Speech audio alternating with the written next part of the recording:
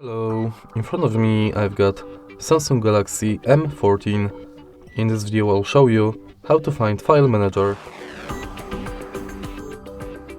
In the beginning, search for the Files or My Files app provided by Samsung. Then simply enter it. And thanks to Files app, you've got access to your internal storage divided on categories like downloads, images, videos, audio, document and others, and apps.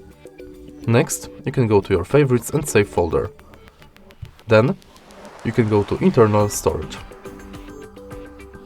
If you go to menu, you've got access to trash, and then you can clean the junk files and send and receive files quickly thanks to nearby share.